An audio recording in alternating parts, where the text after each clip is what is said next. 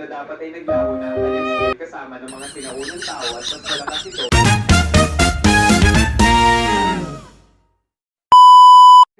Hello guys, so karon iplan nato kay kuya sungak man siya og so nipalit ko dirday ganiha ako ang gihurot kay kwaon man jud niya tanan ko pagkaon so kani magbilin pa niya pero ang ato ang ibilin niya bot kana tubig ambot Pero lang bigla silang naglaho, kaya sinakop ng mga halimaw ang kontinente.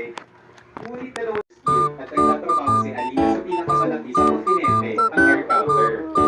Isang gabi, habang nagkakasiyahan ng mga adventurers sa isang tower, niya ito tinapos. Kaya naman, ipinagpatuloy niya ang pagtatrabaho habang isinisisi sa dungeon boss ang nangyayari dahil naakit ang mga halimaw dito at nagmamadali ang mga adventurer na tumanggap ng quest hanggang sa matalo ito. Nalaman natin na isang buwan na siyang nag-overtime at napuno na siya, kaya nagpatuloy. Oh my God. Lumipat ang eksena sa underground ruins kung saan nakikita natin ang silver swords na nakikipaglaban sa boss dragon. Ginamit ng kanilang pinuno na si Jade ang kanyang skill para protektahan ng lahat mula sa apoy nito habang sumusugod si Guns pero hindi gumana ang kanyang atake at tinanggal siya ng dragon. Mabilis siyang tinulungan ng kanilang healer na si Lily habang ang kanilang mage na sila ay nagpatawag ng mga ice shard para atakihin ng dragon pero wala itong effect na na-realize nakalagay na tayo na tubig ay kaya naman, pinanap nilang umurog pero bubuhat na lang ito pinasubok si Alina. Sabihin siya ni Jade na tumakas pero ininakaw niya ang kanyang warhammer at sumugod. Sinubukan siyang surugin ng dragon pero lunag siya rito at dinurog ang ulo nito. Nagsimula itong lumipad at muling nagbuga ng apoy sa kanya pero iniwasan niya ang mga apoy at ginamit ang kanyang sandata para hiwain ang katawan nito kaya sumigaw ito habang bumabagsak sa lupa at hindi makapaniwala ang mga miyembro ng Silver Sword na natalo niya ito. Kinilala nila siya bilang ang misteryosong adventurer na kilala bilang executioner na tumatalo sa boss tuwing nahihirapan ang guild na linisin ng isang project. Naglaglag ng galang ang dragon habang sinasabi ni Alina na sa wakas ay makakaalis na siya sa trabaho sa tamang oras pero pagtalikod niya, nakita ni Jade ang kanyang mukha. Kinabukasan, na-realize ni Alina na nagkamali siya dahil nagpa siya si Guns na mag-retiro at hinahanap siya ng guild para pumalit sa kanya. Tinanong siya ng kanyang kaibigan na si Lyra kung kilala niya ang executioner at sinabing ito ang pinaka-astig na adventurer sa mundo.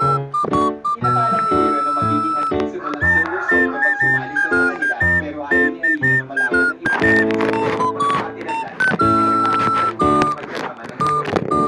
Kaya umalas ng guild at tungkol sa mga babaeng adventurer habang sinasabi sa kanyang mga kaparty na ang executioner ay isang babaeng may itim na buhok at berdeng mga mata.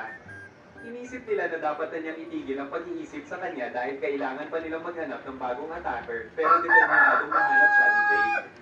Pagkatapos yun, sinabi ni Lily kailan na gusto niyang bumili ng mga herbs pero binanggit nito na gusto na niyang umuwi at matulog. Binigyan siya ni Lily ng donut, sinabi niya sa ito at na-realize nila na ang kanilang schedule bilang mga adventurer ay hindi mahuhulaan kaya kailangan nilang gamitin maayos ang kanilang oras. Sinabihan siya ni Lily na lumabas ng mas madalas ng mga prutas kaya sumama na rin siya. Nakita natin ni Jade na nag-iisip tungkol sa relic at napansin na kaya nito pagkakamit nito kaya pinakagawa nito ng mga adventurer pero nagtataka siya kung bakit hindi man na nito kinuha ng executioner.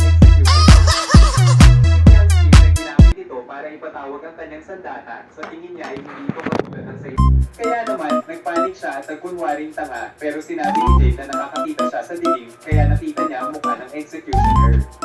Inisip ni Alina na imposible yun dahil itinago niya ang kanyang mukha sa ilalim ng wood pero alam ni Jade na siya ang executioner kaya inisip ni Alina na tapos na ang buhay niya bilang receptionist. Pero ayaw niya mawala ng trabaho kaya sinabi niya rito na mag-usap sila sa ibang lugar.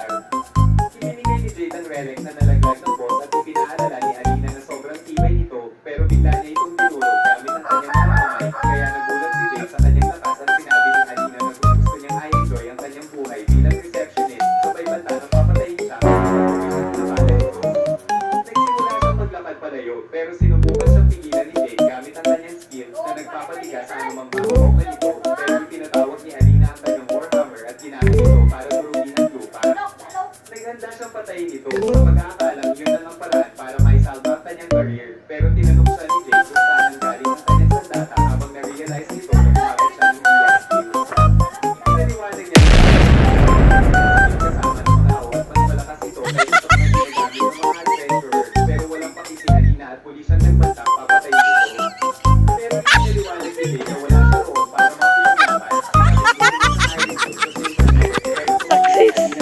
Bye guys. So, kira ya? Kira ka?